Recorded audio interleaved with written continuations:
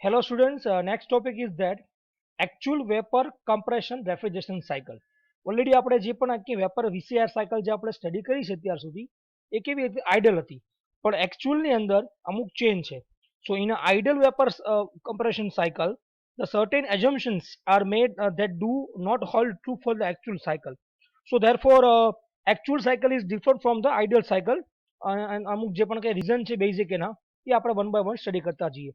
So these are the TS diagram of the actual VCR cycle. બરાબર one by one આપણે એક વસ્તુ સમજીએ તો તમને આઈડિયા આવશે. So first one is that compression portions. તમને ખબર તમારું જે પણ કંઈ કમ્પ્રેશન થાય છે બરાબર આની અંદર ઇવોપરેશન થશે, then compressions, then condensation and then expansions. બરાબર ઓકે. તો જે તમારો આ કમ્પ્રેશનનો જે પોર્શન છે the actual compression process neither isentropic or non polytropic process. બરાબર તમે જુઓ અહીંયા તમારો જે 4-5 પોર્શન જે બતાવે છે બરાબર તો આપણે શું એઝ્યુમ કરતા કે આપણું આઇસેન્ટ્રોપિક કમ્પ્રેશન છે અથવા પોલિટ્રોપિક કમ્પ્રેશન છે બરાબર પણ એકચ્યુઅલની અંદર જે પણ કંઈ કમ્પ્રેશન થાય છે આઇસેન્ટ્રોપિક કે પોલિટ્રોપિક હોતું નથી. શું કરવા હોતું નથી? because this is due to the heat transfer take place between the cylindrical wall and vapor refrigerant during the compression process. જે પણ કંઈ સિલિન્ડરની વોલ છે અને જે પણ કંઈ વેપર રેફ્રિજરન્ટ બીકોઝ તમને ખબર છે કે ઇવોપરેશન આ તમારું જે પણ ઇક્વિપમેન્ટ છે ઇવોપરેટર એમાંથી તમારો જે પણ કંઈ રેફ્રિજરન્ટ આવશે કયા ફોર્મમાં આવશે વેપર ફોર્મની અંદર આવશે બરાબર and then after is law temperature low pressure vapour refrigerant pass to the compression અને કમ્પ્રેશનમાં શું થાય એનું પ્રેશર અને ટેમ્પરેચર વધે બરાબર. તો જે પણ કંઈ કમ્પ્રેશન દરમિયાન જે પણ કંઈ હીટ લોસ થાય છે કેના કેના વચ્ચે તો કે સિલિન્ડ્રિકલ વોલ અને તમારો હીટ ટ્રાન્સફર થાય છે જે પણ સિલિન્ડ્રિકલ વોલ અને તમારા રેફ્રિજરન્ટ એના કારણે જે પણ કંઈ છે એકચ્યુઅલ આઇસેન્ટ્રોપિક પ્રોસેસ હોતી નથી.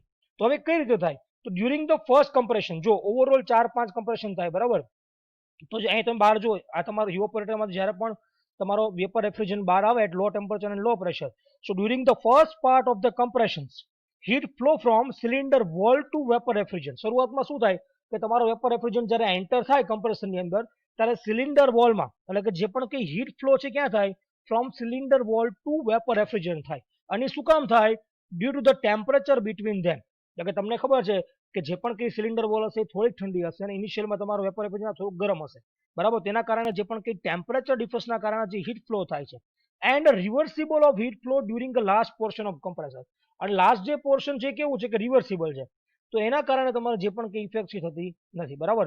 Also when a cold vapour refrigerant passing through the suction valve બરાબર સક્શન વાલ જે પોર્શનમાં આવે to compression it temperature right at a constant pressure to the heat transfer from cylinder wall to refrigerant બરાબર. હવે જો હવે આપણે આ પોર્શન સમજીએ 3-4 પોર્શન્સ બરાબર.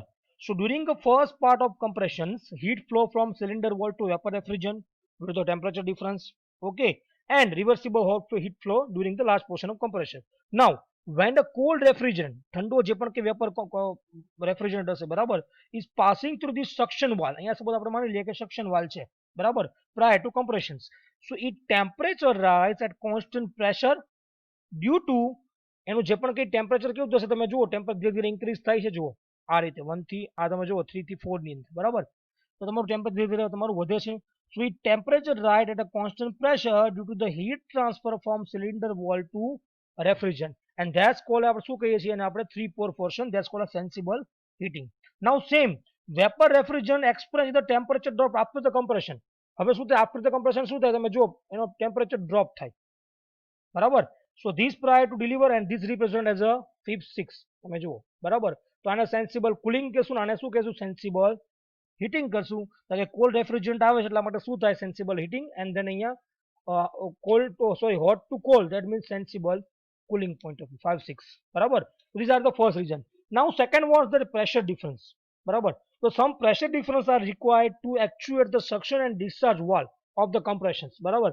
ત્યાં કેવું થાય જો પ્રેશર ડ્રોપ થાય જુઓ તમે 2-3 બરાબર એન્ડ ધેન 6-7 જો એટલે કે ઇનલેટ પાસે અને આઉટલેટ પાસે જો પ્રેશર ડ્રોપ થાય 6-7 અને 2-3. So some pressure difference is required to actuate the suction and discharge valve of the compressor.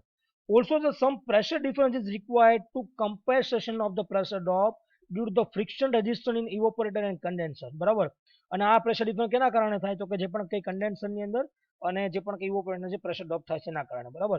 So the actual pressure inside the compressor is be slightly below the evaporator એટલે તમે જુઓ કેવું હોય થોડુંક ઓછું હોય બરાબર.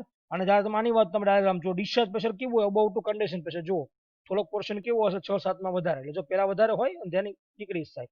અહીંયા પહેલા ડિક્રીઝ હોય ધ્યાન બસ સોરી ઇન્ક્રીઝ હોય ધ્યાન ડિક્રીઝ થાય. સો આ 3-4 portion sorry 2-3 portion and 6-7 portion, that's called the pressure difference requirement બરાબર. Okay, now third one is that in actual practice subcooling after the condensation જો આપણે એક પોર્શન ભણી ગયા subcooling વાળી ઇફેક્ટ જે ભણ્યા હતા આપણે બરાબર, તો આ subcooling નો પોર્શન છે. So in actual practice the subcooling after the condensation of the vapor refrigerants is preferred in order to increase the refrigerating effect. જો આ વધે તો શું થાય તમારી રેફ્રિજરેટિંગ ઇફેક્ટ વધે અને ઓવરઓલ તમારી કેપેસિટી સિસ્ટમની કેવી થવાની વધારે છે બરાબર. અને એને આપણે રિપ્રેઝન્ટ વચ્ચે કરીએ છીએ 9-10 પ્રોસેસ 9-10 વડે અને represent the sub cooling of the liquid refrigerant before entering to the expansion valve બરાબર. ઓકે, નાઉ નેક્સ્ટ છે fourth one is the vapour refrigerant leaving the evaporator. જો આ જે વેપર રેફ્રિજરન્ટ છે તમારે ઇવોપોરેટરમાં જે પણ કંઈ લીવ થાય છે સો યુઝ્યુઅલી કેવો હોય સુપર હીટેડ હોય. તમે જુઓ આ તમે પોર્શન જુઓ ઇનિશિયલ પોર્શન તમને જે 1-2 પોર્શન દેખાય છે તમારું જે પણ ઇવોપોરેટરમાં જ્યારે પણ તમારું વેપર રેફ્રિજરન્ટ બહાર આવે તો શરૂઆતમાં કેવો હોય જુઓ એકદમ સુપર હીટેડ કન્ડિશનની અંદર હોય બરાબર. સો few degree before it entered the compressors and the superheating of this vapor refrigerant from 1 to 2. હવે આ 1-2 કેમ હોય એના ત્રણ રીઝન છે. First one is that automatic control of expansion valve, so the refrigerant leaves the evaporator as the superheated vapor. Second one is that pick up the large amount of heat from the evaporator through the pipes locating with the cooling space હોય છે એટલા માટે. And third one is that picking up the heat from the suction pipes બરાબર. therefore because તમને ખબર છે કે evaporator અને compressor કેવા હોય સક્શન વાળા બંને કનેક્ટ હોય. સો ધીસ રીઝન તમારી ઇનિશિયલ 1-2 કેવી હોય તમારી સુપર હીટિંગ સ્ટીમ હોય બરાબર. અને જે પણ કંઈ સેન્સિબલ કુલિંગ તમે જુઓ 7-8 ની અંદર એ તમારું કેવું હોય સેન્સિબલ કુલિંગ હોય બીકોઝ આફ્ટર તમારી સ્ટીમ તમારી ડ્રાય થશે બરાબર. તો આ રીતે તમે જોઈ શકો છો કે આ તમારી એકચ્યુઅલ વેપર સાયકલ છે. અને થિયોરિટિકલ અને પ્રેક્ટિકલ તમે જોવા જાવ તો થ્રોટલિંગ પ્રોસેસ પણ તમે ડિફાઇન કરી શકો 3-10-11 બરાબર. અને કેવી હશે ઇરિવર્સિબલ એડિયાબેટિક પ્રોસેસ હશે. તો આ બધા જ ફેક્ટરથી તમારી આઇડલ સાયકલ કરતા એકચ્યુઅલ સાયકલ તમારી ડિફરન્ટ છે.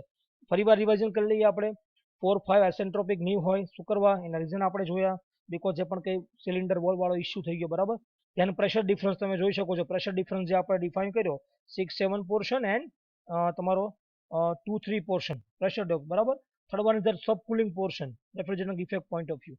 અને ધેન વન જે પણ કંઈ તમારી આફ્ટર 1-2 પ્રોસેસ અને 7-8 પ્રોસેસ એટલે કે તમારું જે પણ કંઈ ઇવોપરેટર પોઈન્ટ ઓફ વ્યૂ અને જે પણ કંઈ તમારે કન્ડેન્સર પોઈન્ટ ઓફ વ્યૂ બરાબર. તમારે અહીંયા તમારી સ્ટીમ કેવી સુપર હીટેડ ટેમ્પરેચરની અંદર વેરિએશન હશે અને શું કામ હશે એના ત્રણ આપણે રીઝન જોઈએ. અને at last one throttling process છે કેવી હશે irreversible adiabatic sorry due to the theoretical practical અંદર વેરિએશન છે. સો આ રીતે આપણે એકચ્યુઅલ જે પણ કંઈ તમારી વેપર સાયકલ છે એને આપણે ડિફાઇન કરી શકીએ. આ પેજ નંબર 619 અને 20 ઉપર તમને થિયરી બુક્સની અંદર આપેલી છે.